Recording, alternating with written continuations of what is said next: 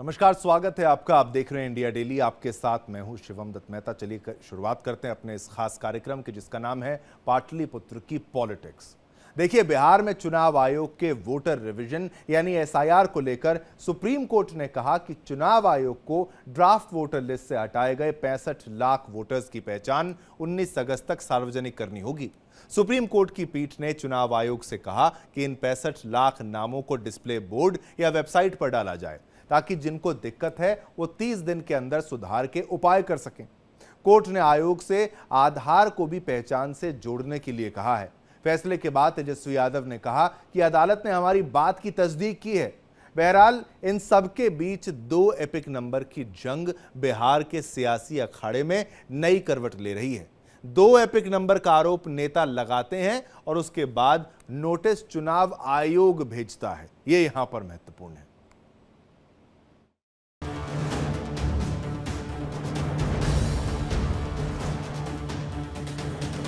Mastery 16 को है, 17 से हम लोग यात्रा पे हम लोग निकलेंगे और जनता को इनके खेल के बारे में बताएंगे।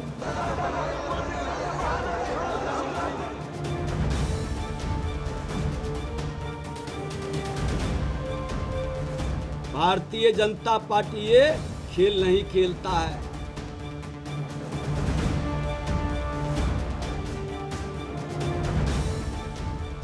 गुरुवार को सुप्रीम कोर्ट ने बिहार में मतदाता सूची के विशेष गहन पुनरीक्षण यानी वोटर रिवीजन मामले पर सुनवाई की।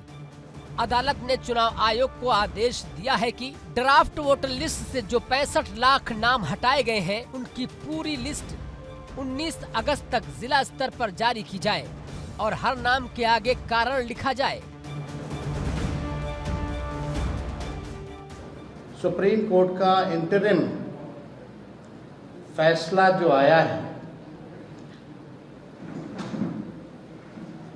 आज उस इंटरिम ऑर्डर में हम कह सकते हैं कि आज लोकतंत्र की जो है जीत हुई है। और जो फैसला सुप्रीम कोर्ट ने जो दिया है, जो हम लोग लगातार मांग करते रहे हैं एसआईआर के प्रोसेस को लेकर के, आज हमारी मांगों पर सुप्रीम कोर्ट ने जो है मोहर लगाने का काम किया है। इलेक्शन कमीशन को इंटरिम ऑर्डर में आदेश दिया गया है, सबसे पहला कि आधार को जो है, आधार कार्ड को लिया जाएगा। दूसरा, जो 65 लाख मतदाताओं का नाम जो काटा गया, जो हमारी पुरानी मांग थी कि सूचीबद्ध तरीके से बूथ वाइज कौन शिफ्टेड है, किनको डेथ माना गया है, कौन रिपीटेड वोटर्स हैं, कौन अनट्रेसेबल हैं, उसकी सूची जो है हर बूथ वाइज लगाई जाए। और तीसरा, यही नहीं, जो भी प्रचार करना हो, चाहे दूरदर्शन हो या पेपर के माध्यम से, आप विज्ञापन जारी कीजिए और लोगों को बताइए। ये शुरुआत है और हम इसका स्वागत करते हैं। लोकतंत्र को जीवित रखने के लिए जो आज माननीय सर्वोच्च न्यायालय ने कदम उठाए हैं, वो तारीफ के काबिल हैं। न केवल आधार का उन्होंने बहुत अच्छा ऑर्डर दिया, उन्होंने जो डिलीटेड वोट्स हैं, जिनके नाम काट दिए गए हैं, उनका कारण भी बताना पड़ेगा, उनको मशीन रीडेबल भी करना पड़ेगा। ये 2-3 आदेश बहुत अच्छे आज आए हैं। अभी जो वोट बने हैं उसमें क्या खामियां हैं, ये सब तो एसआईआर बिना आधार के आपने बना दिया। अब समय बचा नहीं, आप इस कम समय में आप कैसे इसको दुरुस्त करेंगे, इसका भी जवाब अभी हमें चुनाव आयोग से हमें इंतजार है। जबकि चुनाव आयोग के मुताबिक इन 65 लाख में 22 लाख वोटर मृत पाए गए हैं, 36 लाख दूसरी जगह चले गए या मिले नहीं, जबकि 7 लाख के नाम 2 जगह दर्ज हैं, यानी इनके 2 वोटर आईडी कार्ड हैं। लेकिन सवाल यह है कि जिन 2 वोटर आईडी कार्ड धारक नेताओं के नाम रोज रोज सामने आ रहे हैं, क्या इनके नाम भी उन 7 लाख हटाए गए नामों में शामिल हैं? और अगर है तो इलेक्शन कमीशन का नोटिस क्यों? मैं मानता हूं कि कुछ फैसले ऐसे होते हैं ना, माननीय सर्वोच्च न्यायालय की ओर से, जो न्याय की उम्मीद लगाए लोग रहते हैं और जिनको निराशा होती है उनके वो फासले कम होते हैं। आज का फैसला कुछ उस तरह का है। ये सारी बातें हम मांग कर रहे थे माननीय चुनाव आयोग से। जब वहां से ना मिली, जहां हमने अहंकार और अज्ञानता का भी एक अमलगमेशन देखा, तो फिर माननीय सर्वोच्च न्यायालय गए। लगातार विपक्ष यहाँ राहुल जी, वहां Tejashwi ji daily press conference करके क्या मान रहे थे कि ये जो 65 लाख आपने डिलीट किए, ये कौन लोग हैं, कहां से, नॉन इंक्लूजन का आधार क्या है, मृत्यु, शिफ्टेड, डुप्लीकेट, व्हाटएवर। आप ये वर्गीकृत डेटा रीडेबल, सर्चेबल क्यों नहीं दे सकते हो? कि तो आज माननीय सर्वोच्च न्यायालय ने स्पष्ट निर्देश दिया है कि स्टेट इलेक्टोरल ऑफिसर की वेबसाइट से लेकर डिस्ट्रिक्ट और पंचायत के स्तर पर, पंचायत भवन में, ग्राम सभाओं में ये लिस्ट उपलब्ध कराया जाए कॉन्स्टिट्यूएंसी वाइज, ताकि नॉन इंक्लूजन का ग्राउंड क्या है लोग ये समझेंगे, कंटेस्ट करेंगे। चुनावी जंग अब वोट चोरी और इपिक नंबर की लड़ाई में बदल चुकी है। मुद्दा उठा था आरजेडी नेता तेजस्वी यादव के आरोपों से, लेकिन अब ये एनडीए के गले की हड्डी बन गया है। चुनाव आयोग ने तेजस्वी पर 2 वोटर आईडी कार्ड रखने का आरोप लगाया है और उसी आरोप को महागठबंधन ने एनडीए के खिलाफ हथियार बना लिया। यहाँ जिले में निर्वाचन कार्यालय में लोगों की भीड़ जुटनी शुरू हो गई है। कोई लिस्ट में अपना नाम देख रहा है तो कोई डिलीट होने के कारण तलाश रहा है। ऐसे में चुनाव आयोग द्वारा वोटिंग लिस्ट रिवीजन के बाद ये दावा किया गया कि 65 लाख नामों को हटाया गया है। ये वो नाम हैं जो या तो मृत हैं, या तो जिनके 2 वोटिंग आईडी कार्ड हैं, या जो स्थानांतरित हो गए हैं। लेकिन अब ऐसे में नेताओं के नाम सामने आने लगे हैं। वो नेता जो जनप्रतिनिधि हैं लेकिन 2 वोटिंग आईडी कार्ड लेकर घूम रहे हैं। अब ऐसे में निर्वाचन आयोग की तरफ से उन्हें नोटिस भी जारी किया जा रहा है, जवाब भी मांगा जा रहा है। लेकिन अब चुनाव आयोग की इस पूरी प्रक्रिया पर जो है सवाल उठनी शुरू हो गई है कि क्या उन 65 लाख नामों में इन नेताओं का नाम है जिनके पास 2 वोटिंग आईडी कार्ड है, और अगर है तो 65 लाख नाम चुनाव आयोग क्यों नहीं जारी कर रहा है। वहीं दूसरी तरफ जिस तरह से सुप्रीम कोर्ट में ये पूरा मामला गया है, अब 65 लाख नाम जल्द ही बिहार की जनता के सामने आने वाले हैं। ये विवाद शुरू हुआ था तेजस्वी यादव के आरोपों से, मतदाता सूची से नाम काटने और बूथ बदलने पर। ईसी ने पलटवार करते हुए कहा कि तेजस्वी के पास 2 वोटर आईडी हैं, लेकिन यहीं से कहानी पलटी। तेजस्वी ने तुरंत एनडीए के नेताओं की फहरिस्त निकालनी शुरू कर दी। सबसे पहले deputy CM Vijay Sinha, 2 epic number, उम्र में भी फर्क, एक कार्ड में 60 साल, दूसरे में 57। फिर आई मुजफ्फरपुर की मेयर निर्मला देवी, एक ही विधानसभा क्षेत्र से 2 वोटर कार्ड, उम्र अलग अलग, और दोनों देवर के भी 2 वोट। अब ताजा खुलासा, एनडीए सांसद वीणा देवी, 2 अलग जिलों, अलग लोकसभा क्षेत्रों में 2 वोट, और दोनों में उम्र का फर्क। साथ ही उनके पति जेडीयू एमएलसी दिनेश सिंह, सभी पर 2 वोटर आईडी कार्ड रखने के आरोप हैं। लगातार जो है जितने एनडीए के बड़े बड़े नेता लोग हैं, चाहे एमपी हो, मेयर हो, डिप्टी सीएम हो या एमएलसी हो, सबके 2 एपिक नंबर अलग अलग विधानसभा चुनाव क्षेत्रों में, अलग अलग लोकसभा क्षेत्रों में इन लोगों के जो हैं एपिक कार्ड हैं। तो आप समझ सकते हैं कि कितना बड़ा फर्जीवाड़ा एसआईआर का बिहार में हो रहा है। जब माननीय लोगों का ये स्थिति है तो ऐसे कितने उदाहरण होंगे जो आम गरीब लोगों का जो है वोट जो है काटा गया, जीवित को मृत बता दिया गया, मृत को जीवित बता दिया गया। इसलिए चुनाव आयोग जो है पूरे डेटा को छुपाने का काम कर रहा है। अरे भाजपा की बी टीम बनकर के काम कर रही है चुनाव आयोग। हम तो डेली बोलते हैं भाई कि लोग मिली भगत जो है वो काम किया जा रहा है। बिहार में तेजस्वी के हमले के बीच कांग्रेस नेता राहुल गांधी ने राष्ट्रीय स्तर पर मोर्चा खोल दिया है। कर्नाटक की महादेवपुरा सीट से लेकर केरल के त्रिशूर तक राहुल का आरोप, बीजेपी और चुनाव आयोग बड़े पैमाने पर वोट चोरी कर रहे हैं। केरल में तो एक महिला के घर से 9 फर्जी वोट मिलने का दावा किया गया है और ये वही सीट है जहां बीजेपी को जीत मिली थी। आप कर्नाटक में आपकी सरकार उसी वोट बैंक से हुआ, आप जनगणना भी कराए उसी वोट बैंक से, क्यों कराए? आज चुनाव आयोग कर्नाटक कह रहा है गड़बड़ियां है तो तुम एफिडेविट करके दो, क्यों नहीं दे रहे हो? बांग्लादेश बनाना चाहोगे भारत को, बिहार को, ये बांग्लादेश की धमकी मत दो। राहुल गांधी नकली और तेजस्वी गांधी जो खुद चोर है, जिसके ऊपर दाग लगा हुआ है, नरेंद्र मोदी पर कोई माय का लाल पैदा नहीं लिया 11 साल में कोई कह सके।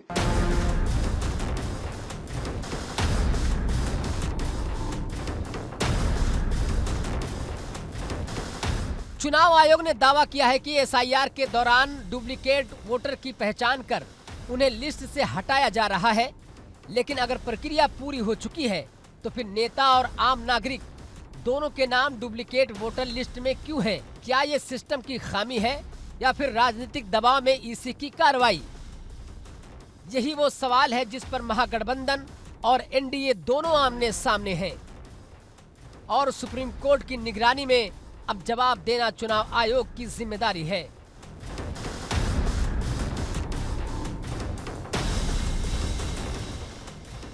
हम सुप्रीम कोर्ट के हर फैसले का सम्मान करते हैं। इससे पहले भी सुप्रीम कोर्ट ने सुनवाई करते हुए बहुत सारी टिप्पणियां की थी, जिसमें साफ तौर पर कहा था कि ये एसआईआर मतदाताओं के हित में है और कुछ लोग बिहार की छवि को धूमिल करना चाहते हैं।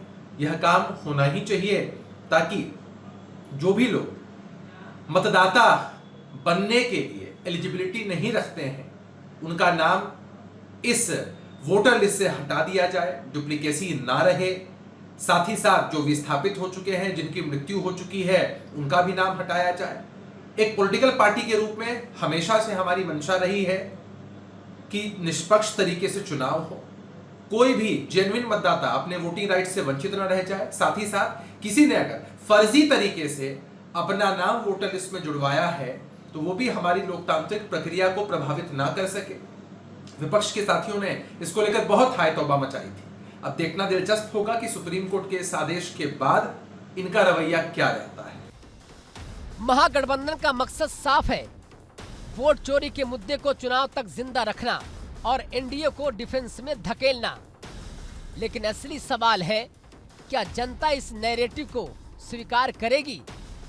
अगर ये आरोप वोट में बदल गए तो बिहार ही नहीं बल्कि पूरे देश की राजनीति का समीकरण बदल सकता है।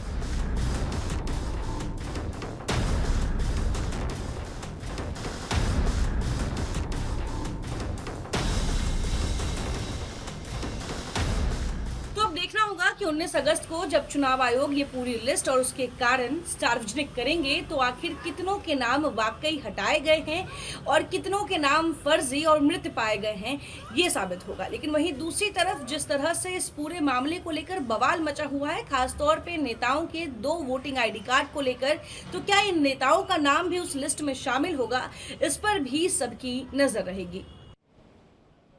महागठबंधन का मकसद साफ है, वोट चोरी के मुद्दे को चुनाव तक जिंदा रखना और एनडीए को डिफेंस में धकेलना। लेकिन असली सवाल है, क्या जनता इस नैरेटिव को स्वीकार करेगी?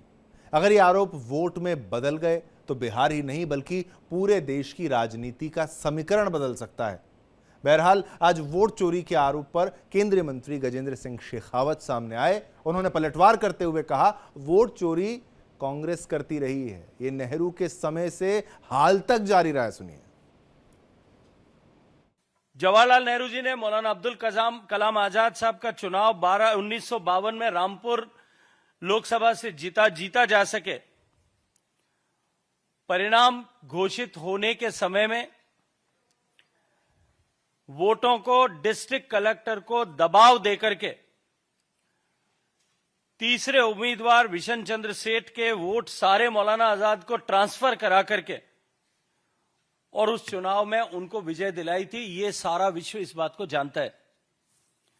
1952 के चुनाव में बाबा साहब अंबेडकर लोकसभा में न पहुंचे, इसको लेकर के नेहरू ने पहले उनके सामने जो कैंडिडेट खड़ा किया, कम्युनिस्ट पार्टी के साथ में एक गठजोड़ बनाया और उसके बाद में भी चुनाव के परिणाम अनुकूल न आना पाते हुए 74,333 वोटों को उस समय में इनवैलिड डिक्लेयर कराया गया और 74,333 वोट इनवैलिड डिक्लेयर करने के चलते हुए अंबेडकर मात्र 14,561 वोटों से चुनाव हार गए थे। इस तरह से 1952 से मैं कुछ उदाहरण मात्र आपके सामने इंगित करना चाहता हूं।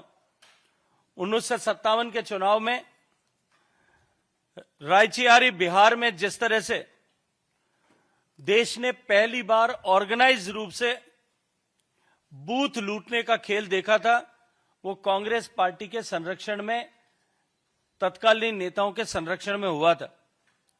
जम्मू कश्मीर का उदाहरण हम सब के सामने है।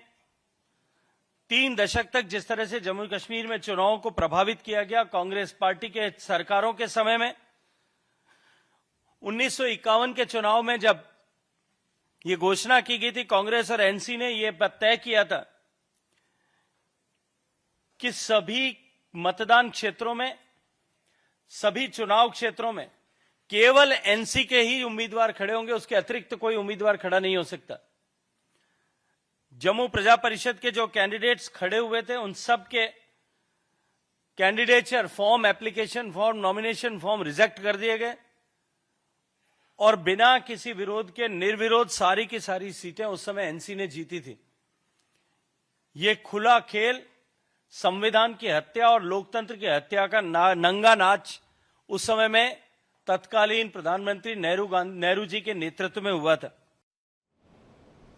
चलिए, ब्रेक के बाद एक बार फिर से आपका स्वागत है। आगे बढ़ते हैं, इसी खबर को और विस्तार से आपको समझाते हैं। देखिए, बीजेपी ने कांग्रेस पर घुसपैठिया वोट बैंक से वोट चोरी का आरोप लगाया। बीजेपी ने कांग्रेस नेता राहुल गांधी की लोकसभा सीट यानी रायबरेली का आंकड़ा भी जारी किया है।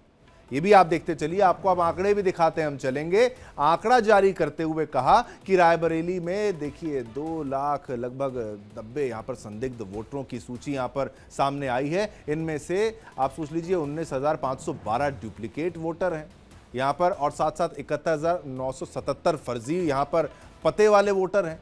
अब यहां पर साथ ही साथ और भी आंकड़े जो साझा किए गए हैं, वहां पर 1,58,000, आप ये देखिए यहां पर और भी जो आंकड़े सामने आ रहे हैं, 15,853 मिश्रित परिवार वाले वोटर और साथ साथ आप ये देखिए आंकड़े और भी ये बताते हैं कि 92,743 सामूहिक रूप से जोड़े गए वोटर भी यहां पर शामिल हैं। अब कांग्रेस सांसद प्रियंका गांधी की लोकसभा सीट वायनाड में भी आपको हम बता दें 93,499 संदिग्ध मतदाताओं का पता चला है। इनमें 20,438 डुप्लीकेट मतदाता बताए गए हैं, 17,450 फर्जी पते वाले मतदाता, 4,246 मिश्रित परिवार वाले मतदाता और 51,365 सामूहिक रूप से जोड़े गए मतदाता यहां पर शामिल हैं।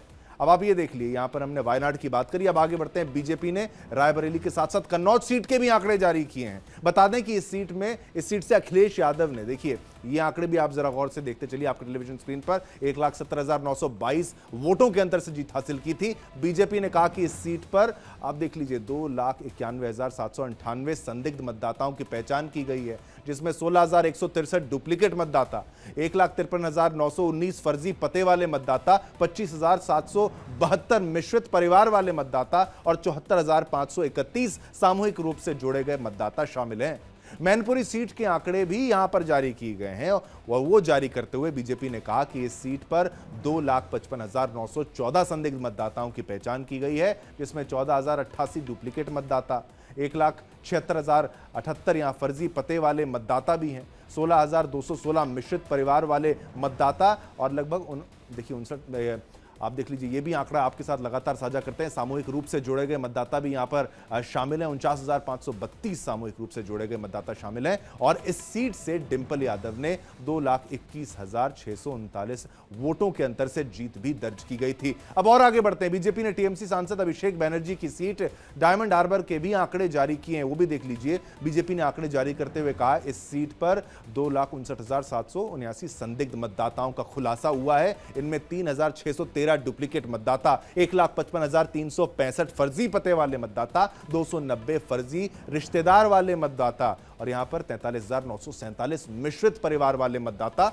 और 56,564 सामूहिक रूप से जोड़े गए मतदाता इसमें शामिल हैं। तो आपने आंकड़ों के माध्यम से आपने देखा कैसे ये एक तरफ से आरोप नहीं है, केवल कांग्रेस की तरफ से आरोप नहीं है, केवल विपक्ष की तरफ से आरोप नहीं है। आंकड़ों के साथ साथ बीजेपी भी आरोप लगा रही है और वो कह रही है कि ये देखिए, ये भी आंकड़े, जरा इस पर भी गौर फरमाया जाए और देखा जाए कि वोट चोरी आखिर में कर रहा है तो कौन कर रहा है। खैर, वार पलटवार का सिलसिला तो जारी रहेगा। अब वक्त है एक छोटे से ब्रेक का। छोटा सा ब्रेक लेंगे, तुरंत वापस आएंगे। खबरों का सिलसिला लगातार जारी रहेगा।